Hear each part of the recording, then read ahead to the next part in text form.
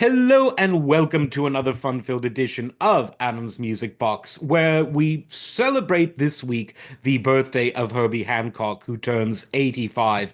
And in that near century of music making, he has done so much, not just for the art of piano, not just for the art of jazz, of funk, of pop, of dance music, but for I would say music as a whole, because Herbie Hancock is someone that continues to transcend genres. And he's one of those people who, where if you had to ask, most people would associate him most closely with jazz. But his name really transcends that. I mean, there was a joke from The Simpsons where someone said, "Oh, instead of saying, where's your John Hancock, they said, where's your Herbie Hancock?" That is how deeply Herbie has penetrated into the world of pop culture, even though his music is incredibly sophisticated. Like I said, not only has he played in the worlds of jazz, funk, soul, and pop, but also performed and composed in the worlds of classical. And he does all of it with a unique sense of mode and of chordal harmony that is absolutely superlative.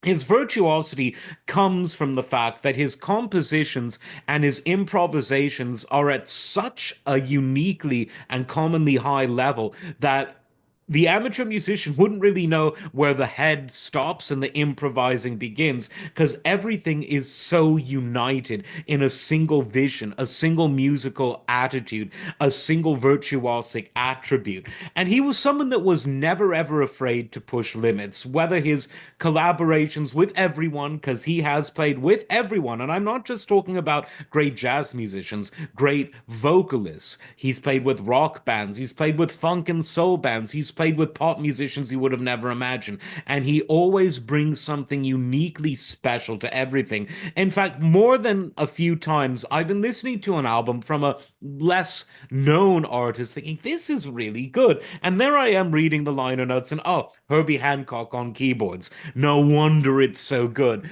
Like I said, he brings something to all of his albums. Now, a question for those who might not be as familiar with this stuff is, well, where do you start? And I would recommend picking an era of Herbie to delve into and spending at least a week on that. So whether it's the sort of post-pop modal era of the 1960s, where you had albums like Maiden Voyage, Speak Like a Child, My Point of View, so much great stuff, whether it's his sort of increasingly compositionally intricate stuff of the late 60s, early 70s, things like Fat Albert, things like Crossings, things like Mandici, sextet, then his sort of hardcore funk stuff, funky jazz, headhunters, dedication, thrust.